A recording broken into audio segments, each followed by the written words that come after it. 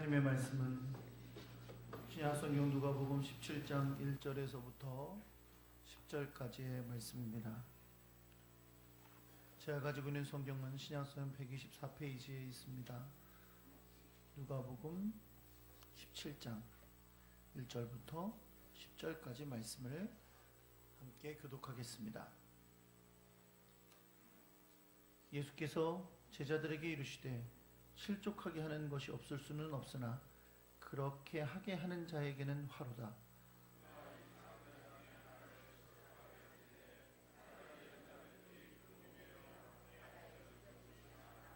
너희는 스스로 조심하라. 만일 내 형제가 죄를 범하거든 경고하고 회개하거든 용서하라.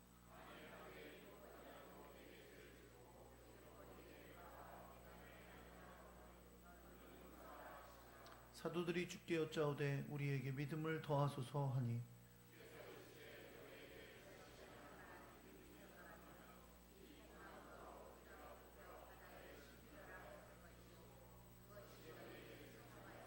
너희 중 누구에게 밭을 갈거나 양을 치거나 하는 종이 있어 밭에서 돌아오면 그더러 곧 와서 앉으라 먹으라 말할 자가 있느냐?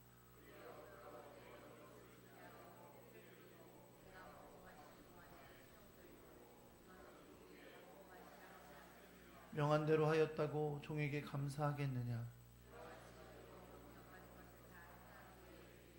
우리는 무익한 종이라 우리가 하여야 할 일을 한 것뿐이라 할지니라. 아멘.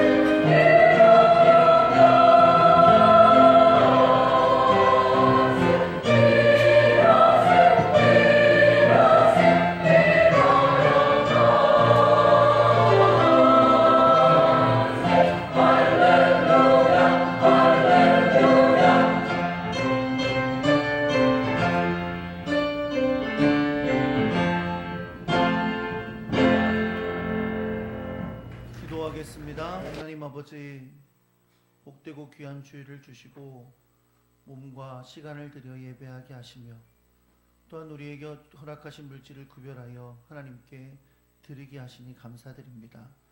하나님 앞에 예물 드린 손길을 주님 기억해 주셔서 저들에게 세상이 줄 수 없는 은혜와 평강과 사랑으로 갚아주시고 저들이 행하는 모든 것에 힘과 능력과 지혜 주셔서 무엇을 하든 승리하게 하시고 하나님의 뜻을 이루게 해주시고 또 주님이 기뻐하신 열매가 가득하도록 언제나 함께하여 주옵소서. 하나님의 보호와 인도하심과 또 도우심으로 말미암아 세상에 빛이 되고 주님의 귀한 향기를 드러내는 복된 백성들이 되게 하여 주옵소서. 주님 앞에 드려진 이 향기로운 예물 주님이 받으시고 주의 뜻을 따라 사용하셔서 하나님의 영광과 뜻을 이루는 그 놀랍고 귀한 일에 쓰임받는 물질이 되게 하여 주옵소서. 하나님, 주님 앞에 나와 예배하며 또한 말씀을 듣습니다. 하늘의 지혜를 깨닫고 주님의 뜻을 아는 복되고 귀한 시간 되도록 하나님 성령 하나님께서 역사하여 주옵소서. 주님께 의탁합니다. 우리 주 예수 그리스도의 이름으로 기도합니다. 아멘. 할렐루야. 옆에 계신 분들하고 인사하겠습니다. 잘 오셨습니다. 사랑합니다.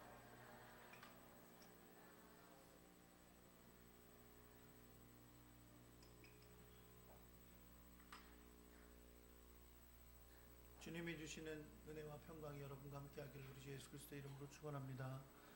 한번 따라해 보겠습니다. 순종이 믿음이다. 필리핀 술돈에 세워진 반석교회는 아직 10살도 되지 않은 매우 어린 교회입니다. 물론 그 교회를 통해 벌써 신학생이 3명이나 배출됐고 크진 않지만 든든하게 공동체가 세워가고 있습니다. 그러나 아직 너무나 어려서 언제 넘어질지 모르는 아슬아슬함이 언제나 가볼 때마다 있습니다. 저희가 선교 체험 여행을 하고 마지막 날 팀원들과 함께 잠시 선교 체험 여행 했던 것에 대해서 감상을 나누는 시간을 갖는데 벌써 한 4번째 선교 체험 여행을 함께한 한 친구가 꽤 의미 있는 말을 하는 것을 들었습니다. 그 친구가 처음에 선교 체험을 왔을 때는 초등학생이었는데 그때도 이런 생각을 했대요. 우리가 가서 먹을 것도 나눠주고 또 좋은 학용품도 나눠주고 먹을 것도 나눠주고 하니까 거기 오는 친구들이 먹을 거 먹으려고 좋은 거 받으려고 오는 게 아닐까 그런 생각을 했었다 그래요. 그런데 매년 벌써 4번째 이렇게 와보니까 점점 예배하기 위해 오는 사람들도 늘어나고 또 예배 시간에 예배하는 거 보니까 이제 정말 먹으러만 오는 게 아니고 뭐만 받으려고 오는 게 아니구나 라는 생각을 하게 되었다고 합니다. 사실 우리가 필리핀의 저 산지 술돈에 반석교회를 설립하며 기공예배, 헌장예배를 드릴 때 그때는 그곳에 있는 사람들이 예배 드리면서 찬양을 전혀 부를 줄 몰랐어요. 그러니까 우리가 일반적으로 부르는 찬양을 전혀 알지 못했었던 거죠. 지금은 그래도 교회 안에 찬양팀도 생겼고 우리 젊은 친구들이 악기를 연주하면서 아주 아름답게 찬양을 하고 여러 세대의 사람들이 함께 예배하는 그런 공동체가 되어 있는 것을 볼 수가 있습니다. 이렇게 몇 년에 걸쳐서 시간이 흘러오면서 교회가 성장해 왔고 또 그렇게 든든히 서가고 있기는 하지만 여전히 교회는 여러 가지 참 위기가 많이 있었습니다. 우리가 잘 아는 것처럼 담임하는 조지 목사가 부상을 당한 어려움이 있기도 했고요. 또 최근에는 조지 목사 사모와 교회 성도들 간에 갈등이 좀 있어서 교회를 떠났던 많은 성도들도 있었습니다. 우리가 세운 유치원도 이제 2년이 되어 가는데 아이들은 조금씩 늘어나고 있고 안정되어 가고는 있지만 최근에도 여러 가지 불미스러운 일도 있고 해서 어려움 또 걱정거리가 있는 것도 사실입니다. 여러분이 계속 기억하고 기도해 주시기를 부탁드립니다. 선교지에서 교회가 든든히 서가는 것은 결코 쉽지가 않습니다. 영적인 전쟁이고 또 그 세워가는 것이 아직 어리기 때문에 흔들리고 넘어질 일이 너무나 발생하기 쉽기 때문입니다. 우리가 기도로 지키지 않고 하나님께 지켜주시지 않으면 언제 넘어질지 모르는 위험함이 언제나 있다는 것이죠. 그런데 여러분, 사실 교회는 그 어떤 세대에 어떤 시대에 있던 교회든 완벽했던 교회는 없습니다. 인간이 죄로 말미암아 육신의 정욕을 따라 사는 여전히 연약한 존재이기 때문에 그렇습니다. 그것을 너무나 잘 아시는 예수님은 오늘 본문에서 그리스도인들이 구원을 받고 교회 공동체의 일원으로 살아가더라도 그들이 가진 그 연약함 때문에 또 옛사람의 정욕 때문에 죄성 때문에 여러 가지 문제가 발생할 수 있다는 것을 너무나 잘 아셨습니다. 그래서 오늘 본문에서 제자들에게 그들이 세워가야 할 교회 공동체 안에 생겨날 수 있는 문제를 염두에 두고 제자들에게 가르침을 주시는데 그것이 오늘 본문 가운데 기록되어 있습니다. 여러분, 교회는 예수 그리스도 안에서 십자가의 은혜와 사랑으로 세워진 믿음의 공동체입니다. 그렇기 때문에 그 어떤 사람들의 모임보다 서로 사랑하고 섬기는 공동체입니다. 모두가 주 안에서 행복하고 아름답게 신앙이 성장해야 되는 겁니다.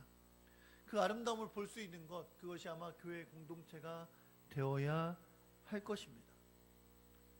그러나 그럼에도 불구하고 인간의 연약함으로 인해 사람이 모이는 교회 안에 종종 실망하고 또 실족해 되는 일들이 일어나고 있는 것을 우리는 보게 됩니다. 실족해 된다는 말이 성경에 나오죠. 이 실족해 된다는 말은 이 실족이라는 말은 새나 짐승을 위해 잡으려고 덫을 놓는 것 혹은 함정을 파는 것, 이런 것과 같은 의미입니다. 신앙적으로 표현하자면 이 실족해 한다는 말은 사람들에게 죄를 짓게 하는 유혹이 있다는 것을 의미하고 혹은 신앙을 떨어뜨리게 되는 시험거리, 더 나아가서는 교회를 떠나게 되는 어려움 등으로 말할 수 있습니다. 사실 여러분, 교회 안에서 일어나지 않아야 될 일임에는 분명한 일들이죠. 어떻게 교회 안에서 죄를 짓게 하는 유혹이 있을 수 있고 신앙을 떨어뜨리는 시험이 있을 수 있고 교회를 떠나게 하는 어려움이 있을 수 있어요. 그런 일은 있어서는 안 되는 일임에는 분명합니다.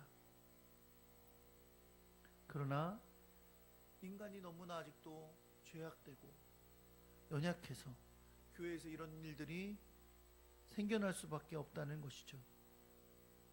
교회에서 신앙생활하는 그리스도인들이 교회에 대해 불평을 하거나 교회에 대해서 지적을 할 때 종종 하는 이야기 중에 하나가 이거예요. 교회가 어떻게 그럴 수가 있냐? 어떻게 목사님이 그럴 수가 있냐? 어떻게 장로님이 그러실 수가 있냐?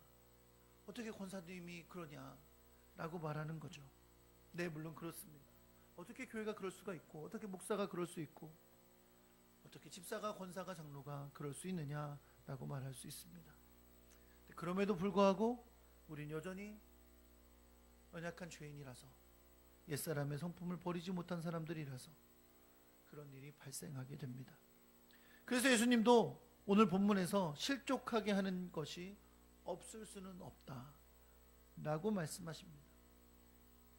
그런데 우리가 여기서 잊지 않아야 할 것은 뭐냐면, 결코 주님께서 실족하게 하는 일이 없을 수가 없기 때문에 다른 사람을 실족하게 하는 것에 대해 괜찮다, 그럴 수도 있지 라고 말씀하시는 것이 아니라는 겁니다. 주님은 다른 사람을 실족해 하는 것을 결코 괜찮다고 말씀하시지 않습니다.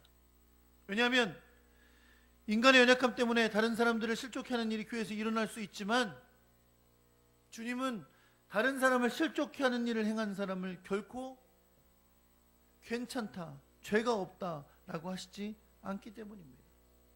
주님은 안타까운 마음으로 그들에게는 화가 있다 라고 말씀하십니다.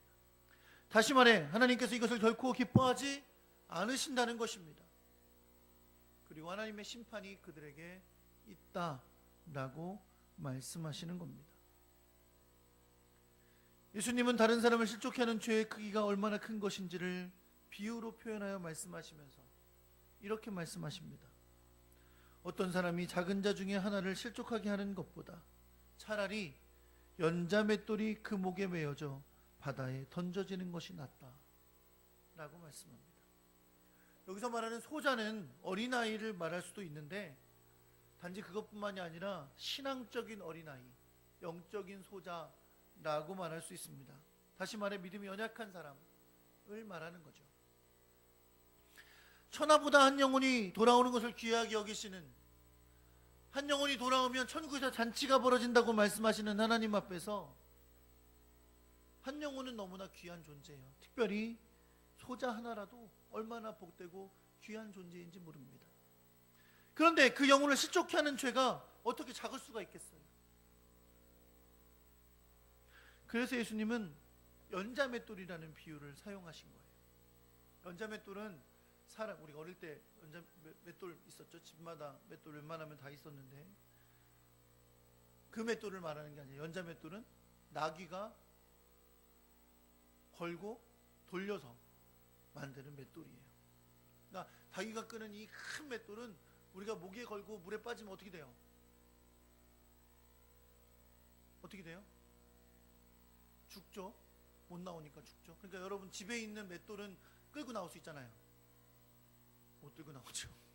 그것도 못 끌고 나와. 이거나 저거나 죽는 건 마찬가지인데, 그럼에도 불구하고 주님이 연자맷돌이라고 하신 이유는 뭐예요? 이 죄가 결코 작지 않다는, 크다는 거죠. 연자맷돌을 목에 메고 물에 빠뜨리는 것이 차라리 더 낫다 라고 말씀하신 만큼 사람을 실족케 하는 죄가 크다 라고 주님이 말씀하고 계신 겁니다. 그러므로 주님의 명령은 이것입니다. 사람을 실족하게 하는 일이 교회 공동체 안에서 우리 연약함과 죄악된 옛성품 때문에 일어날 수 있으나 없을 수는 없다. 일어날 수 있다. 그러나 너희는 뭘 주의해야 하냐면 그것이 너희에게 일어나지 않도록 주의해라. 왜냐하면 그 일을 행하는 자는 화가 있기 때문이다. 차라리 연자맷돌을 목에 걸고 빠뜨리는 게 낫다. 그것이 나에게 일어나지 않도록, 내가 다른 사람들을 실족하게 하는 일이 일어나지 않도록 스스로 조심하라 라고 말씀하고 있습니다.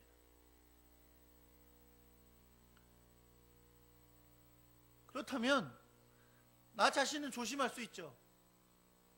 언제나 조심해서 다른 사람을 실족해 하는 일이 발생하지 않도록 주의해야 됩니다. 그렇게 조심하지만 다른 형제가 다른 사람을 실족해 하는 죄를 범하는 걸 볼 수 있어요.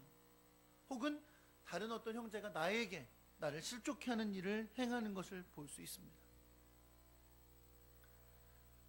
그럴 때는 어떻게 해야 되냐는 거죠. 예수님은 먼저 그 사람에게 경고하라고 명령하십니다. 여기서 경고한다는 말은 꾸짖는다는 뜻인데요. 어떤 의미냐면 그것이 죄라는 걸 깨닫게 해주라는 말이에요. 그리고 그 죄를 짓지 않도록 경계하라고 말씀합니다. 이것은 여러분, 죄를 지속적으로 짓고 있는 사람이 그것이 죄인지를 알지 못하고 짓다가 넘어지지 않도록, 심판에 이르지 않도록 그 죄를 지적해 주라는, 그것은 잘못하는 겁니다. 그것은 하나님이 기뻐하시지 않는 죄입니다 라는 것을 가르쳐주고 더 이상 그 죄를 범하지 않도록 그 형제를 권고하라는 겁니다. 교회 공동체 안에서 범죄는 여러분 단지 그 범죄가 개인의 범죄로 그치지 않습니다. 많은 믿음의 형제자매들에게 영향을 미치고 결국 교회 공동체를 흔들게 되기도 합니다. 그렇기 때문에 이러한 문제를 지혜롭게 다루는 것이 매우 중요합니다. 그래서 그 어떤 보다 먼저 해야 될 중요한 것이 바로 뭐냐면 그에게 그것이 잘못된 일이고 죄라는 것을 깨우쳐주고 더 이상 죄를 짓지 않도록 경계하여 주는 것입니다. 다시 말하면 회개하도록 기회를 주는 것이죠. 자, 그렇다면 교회 안에서 범죄하는 그 형제에게 그의 죄를 깨우쳐주고 회개하기를 권고했어요. 그 다음엔 어떻게 해야 될까요? 오늘 성경에 보니까 무엇보다 그가 회개하고 돌아오면 어떻게 해라? 용서해라 라고 말씀합니다. 굉장히 단순하죠. 단순하지만 이것이 예수 그리스도께서 우리에게 말씀하시는 범죄한 형제, 교회 안에서 범죄한 형제에게 대하여야 할 우리의 자세입니다. 그 자세는 이거예요. 따라 보시겠어요? 회개하거든 용서하라 다시 한번. 회개하거든 용서하라. 이게 주님이 우리에게 범죄한 형제에게 대하는 자세로 가르쳐 주시는 명확하고 분명하고 단순한 진리입니다. 회개하거든 용서하라. 회개하지 않는 형제에 대해서 말씀하시는 게 아니에요. 죄를 지었는데 결코 회개하지 않고 돌이키지 않는 사람들 있죠. 그 사람을 용서하라고 말씀하시는 게 아니에요. 우리에게 그런 사람에게 대한 사명은 그 죄를 깨우쳐 주는 거예요. 그것이 죄라는 사실을 깨우쳐 주는 거예요. 그리고 죄를 그치도록 말하는 거예요. 그런데 만약에 그 형제가 죄임을 깨닫고 돌아와 회개하거든 뭐하라? 용서하라. 이것이 주님이 우리에게 명령하시는 진리입니다. 몇 번이나 용서하나요? 말은 잘해. 70번씩 7번이라고. 성경을 너무 잘 알아서 그래. 그렇죠? 사실 회개하면 용서하라 라고 하면 우리가 물을 만한 질문이 그거예요. 도대체 몇 번이나 용서합니까? 어디까지 용서합니까? 유대인 랍비의 경언에는 이런 말이 있다 그래요. 3번 용서하는 자는 완전한 인간이다. 3번이나 용서하면 완전한 인간이다. 이게 유대인들이 가지고 있는 기본 생각이에요. 그럼 이게 유대인들이 가지고 있는 일반 생각이면 마태복음 18장에 베드로가 예수님께 이렇게 물어요. 주여, 형제가 내게 죄를 범하면 몇 번이나 용서하리까? 7번까지 하오리까? 이렇게 물어요.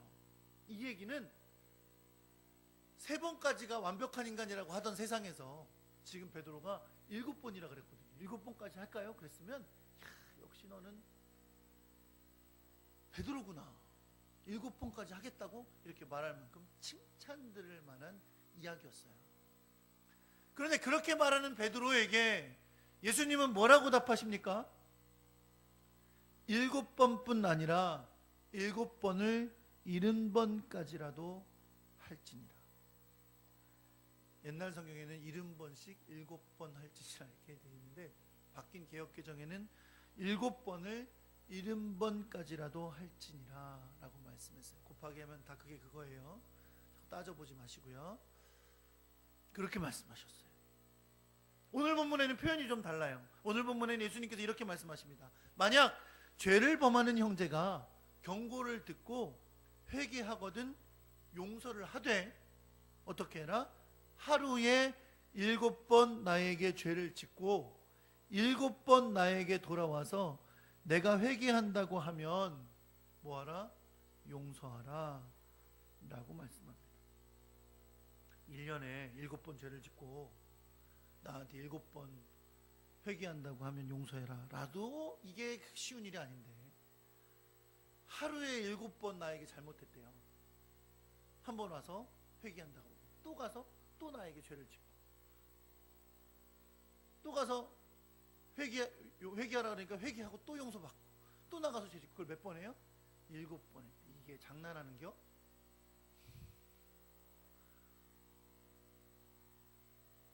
그런데 이러한 사람에 대해서 이 파렴치한 우리가 보기엔 파렴치하고 도무지 용서할 수 없고 이해할 수도 없는 그 나쁜 놈 하루에 7번이나 나한테 회개하고 또 가서 죄 짓고 또 가서 죄 짓고 나한테 그렇게 한 놈인데 주님은 그에게 하라는 나에게 주시는 명령은 단 한 가지예요. 7번 나에게 돌아와 회개하면 뭐하라? 안 나와. 왜 답이? 뭐하라? 용서하라. 이것이 진리입니다. 그러니까 이 얘기를 길게 하셨지만 결국은 단순해요. 주님이 나에게 범죄한 자가 회개하고 돌아왔을 때 나에게 하라는 명령은 아주 명확하고 단순하고 분명합니다. 뭐라고요? 회개하거든 용서하라. 성경에서 여러분 이 7이라는 숫자가 등장할 때마다 기억해야 되는 게 7은 하나님 숫자고 완전수예요. 그러니까 오늘 본문에서 하루에 7번 회개하면 용서하라는 거, 70번씩 7번씩 용서하라는 거, 이것은 다 우리가 곱하기 해봐야 될 산수적인 것이 아니고 완전하게 용서하라는 거예요. 다른 것은 없다는 거예요. 용서하는 것만이 답이라는 거예요. 사랑하는 성도는 이것이 주님의 명령인 줄 믿으시기 바랍니다. 주님의 명령이면 어떻게 해야 돼요? 어떻게 해야 돼요? 크게 어떻게 해야 돼요? 화난 사람처럼 순종 하지 말고 어떻게 해야 돼요? 순종해야 돼요. 할렐루야. 근데 이게 쉽습니까? 이게 순종하는 게 쉬워요? 가능한 명령을 하셔야죠. 주님 순종 가능한 걸 우리에게 말씀해 주세요. 그렇게 말할 만큼 어려운 거죠. 그러니까 어차피 못 지킬 거니까 그냥 어차피 난 못하니까 못한다 라고 하기 쉽습니다. 여러분, 예수님의 제자들도 다른 사람 실족해 하는 일 일어날 수 있잖아요. 그렇죠? 그런 일이 일어날 수 있는데 그런 일이 일어나면 차라리 연자맷돌 목에 매어 빠뜨리는 게 낫다 라고 하신 주님의 명령, 하루에 7번이라도 회개하고 돌아오면 용서하라는 명령을 들은 제자들은 이게 가능한 것이 아니고 도무지 사람으로 할 수 있는 게 아니라는 걸 알았어요. 그래서 주님께 뭐라고 얘기해요? 주여 우리에게 믿음을 더하소서 이렇게 구합니다. 예수님의 명령은 여전히 다른 사람들을 실족시키기 쉽고 다른 사람을 용서하는 것 너무나 어려운 연약한 인간들에게는 너무나 무거운 명령이었어요.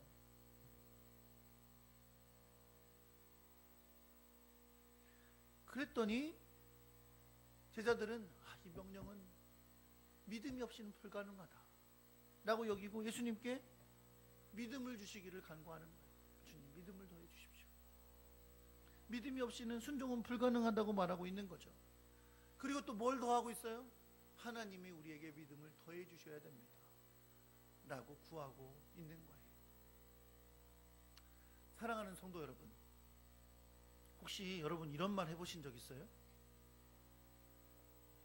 그렇게 해야 되는 건 제가 알겠는데요, 저는 아직 믿음이 부족하거든요. 이런 말 혹시 해보신 적 있어요?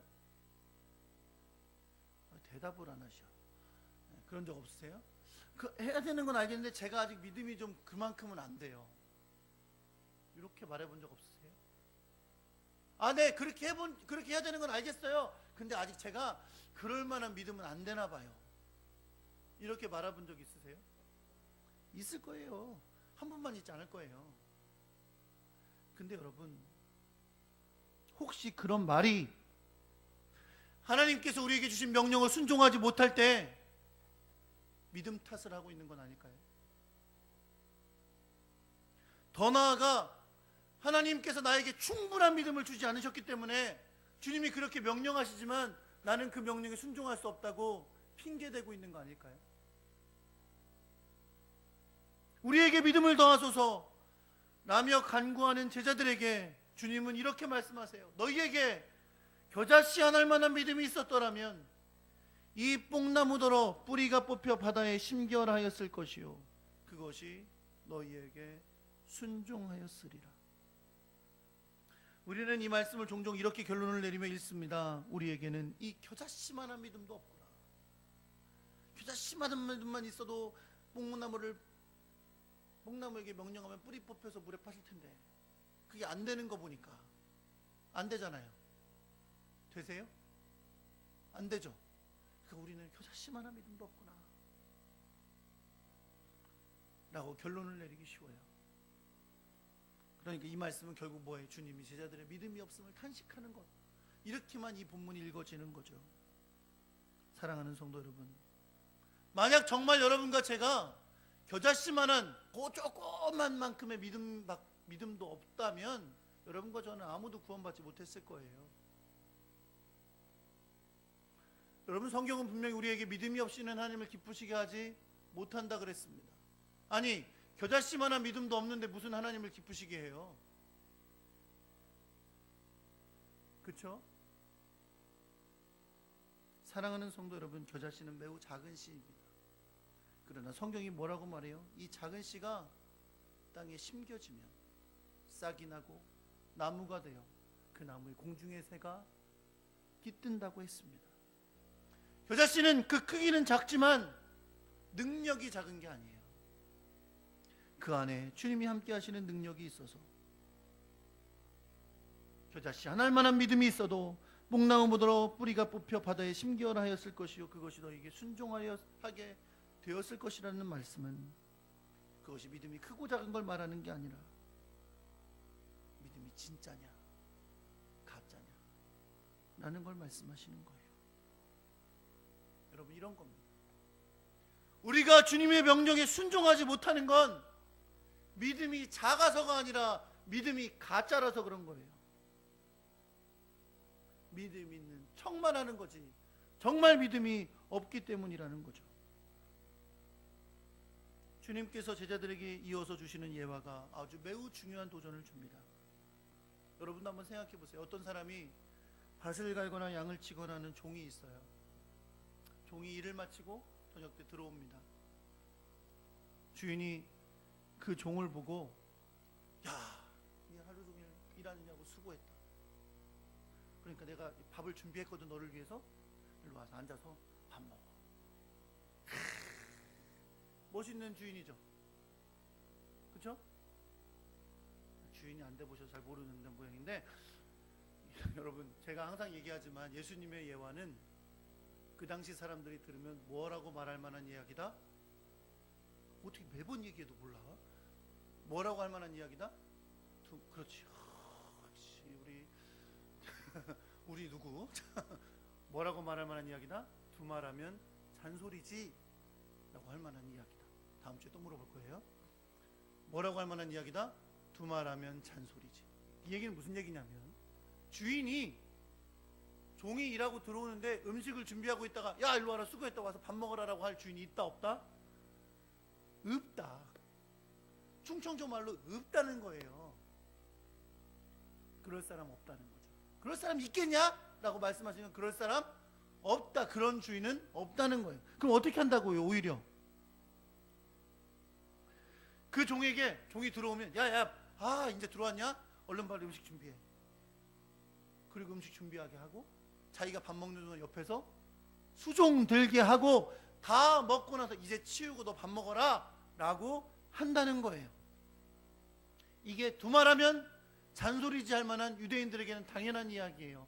주인과 누구 사이에서? 종 사이에서. 그런데 여러분, 우리가 주목해 봐야 될 것은 뭐냐면 이 상황을 대처하는 종의 자세입니다. 이 예화에서 종은 자신에 대해 그렇게 대하는 주인에 대해 아무리 주인이어도 그렇지 어떻게 내가 힘들게 일하고 들어왔는데 밥 먹으라고도 안 하고 오히려 밥상 차리라 그러고 먼저 밥 먹으라고도 안 하고 자기 먼저 먹고 옆에서 수종 들라고 그러고 나서 먹으라 그러. 이런 노조가 있었으면 인권위원회에 제소를 해야 되나? 이렇게 한다 안 한다? 한다 안 한다? 아니 한다고요? 한다 안 한다? 안 한다. 이게 두말하면 잔소리인 당시 유대인들의 삶의 모습이에요. 사랑하는 성도 여러분, 오히려 종은 어떻게 말한다? 우리는 무익한 종이라 우리가 하여야 할 일을 한 것뿐입니다. 이게 종이에요. 우리에게 하나님 앞에서 믿음이 있다는 건 우리가 하나님의 종이 되었다는 걸 말하는 겁니다.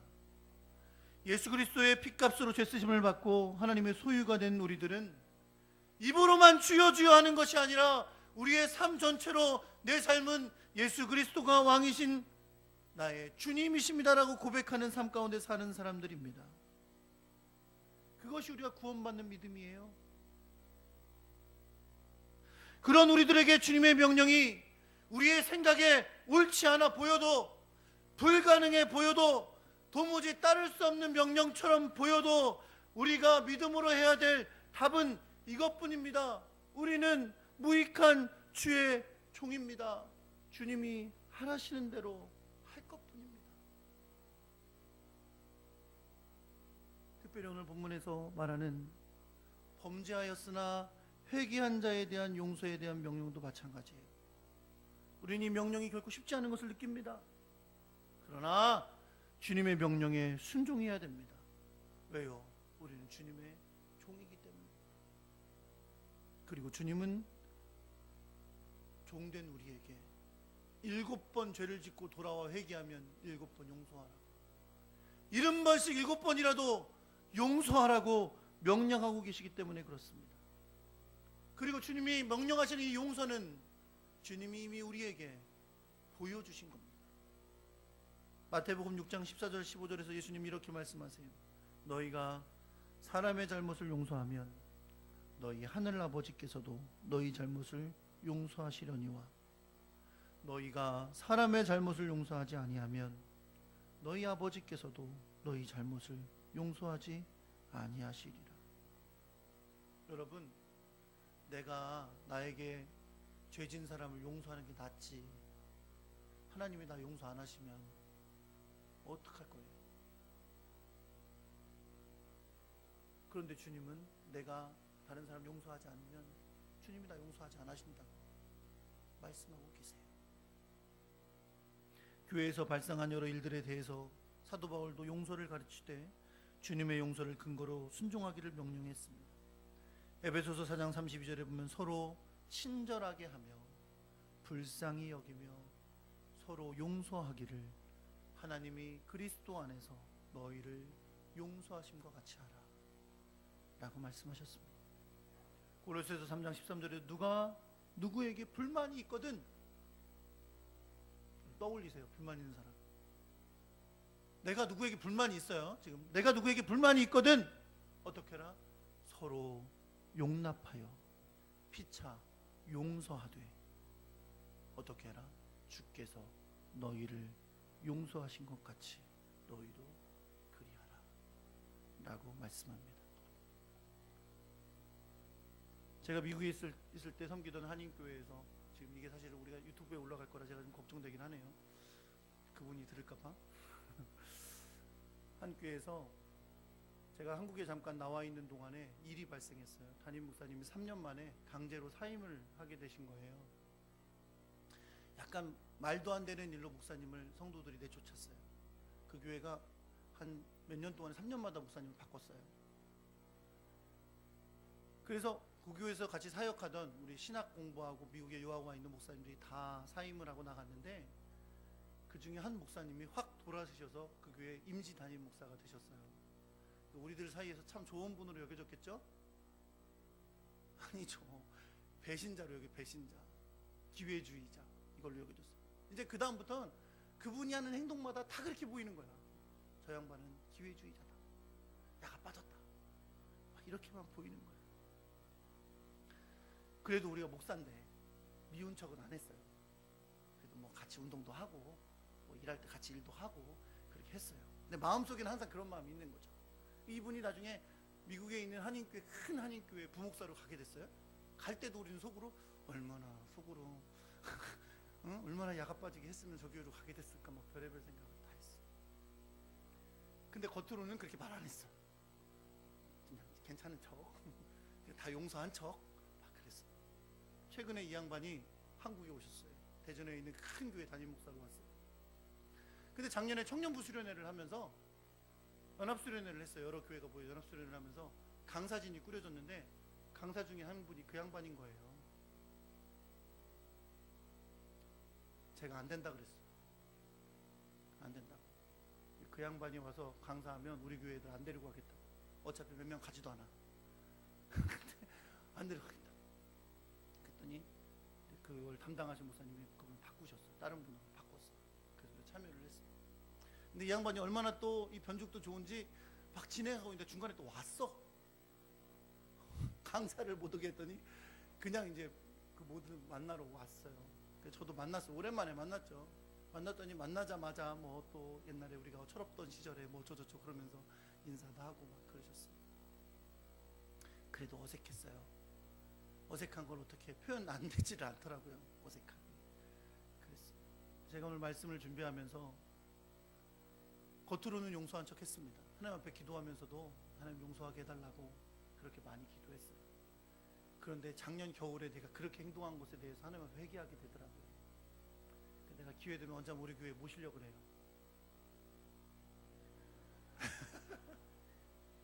지금 안 믿는 표정인데. 사랑하는 성도 여러분, 그렇습니다. 주님의 말씀에 순종하는 거 그리 쉽지 않아요. 마음속에 잘 안 가셔져요. 분명히 용서한 것 같고 기도했는데 또 올라와. 얼굴만 보면 꼴 보기 싫어. 그래도 주님은 또 말씀하세요. 우리에게 회개하고 돌아오면 뭐해라? 용서해라. 어떻게? 내가 너희를 용서한 것 같이 용서하라고 우리에게 말씀하세요. 우리는 어떻게 답해야 될까요? 주님, 우리는 주의 무익한 종이니 말씀하신 대로 순종하겠습니다. 그것이 여러분과 저에게 주시는 주님의 명령입니다. 오늘도 주님 앞에 순종을 다짐하며 주님 앞에 서는 무익하지만 아름다운 복된 종이 되기를 우리 주 예수 그리스도의 이름으로 축원합니다.